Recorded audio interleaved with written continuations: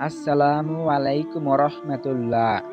প্রিয় ভাই ও বোনেরা, আজ আমরা আলোচনা করব একটি সাধারণ কিন্তু আকর্ষণীয় বিষয় নিয়ে।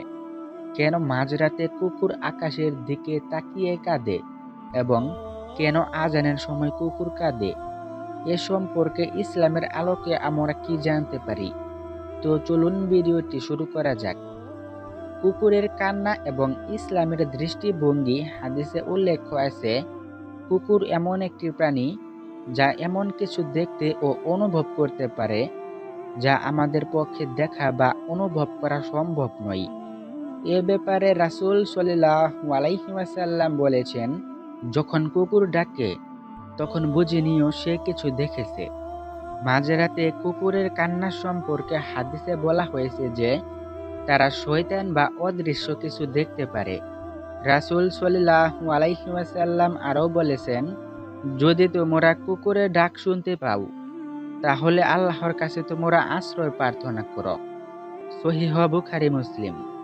আযানের সময় কুকুরের কান্না সম্পর্কে নির্দিষ্ট কোনো হাদিস নেই, তবে আলেমেরা ব্যাখ্যা করেন এই কান্না হতে পারে আযানের শব্দের প্রতি তাদের প্রতিক্রিয়া, কারণ কুকুর একটি সংবেদনশীল প্রাণী এবং আযানের সুর তাদের অনুভূতিতে প্রভাব ফেলতে পারে।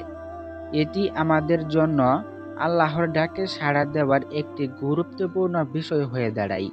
প্রিয় ভাই ও বোনেরা, আমাদের উচিত কুকুরের এমন আচরণ দেখলে আল্লাহর কাছে আশ্রয় এবং আউযু বিল্লাহি মিনাশ শাইতানির রাজিম পড়া।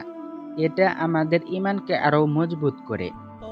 আমাদের আল্লাহর সৃষ্টিকে সম্মান করা উচিত এবং সবসময় আল্লাহর স্মরণে থাকা উচিত। আজকের এই আলোচনা যদি আপনার ভালো লেগে থাকে তবে আমাদের ভিডিওটি লাইক করুন, শেয়ার করুন এবং চ্যানেলটি সাবস্ক্রাইব করতে ভুলবেন না। আল্লাহ আমাদের সবাইকে সঠিক জ্ঞান দান করুন। আসসালামু আলাইকুম রহমতুল্লাহ।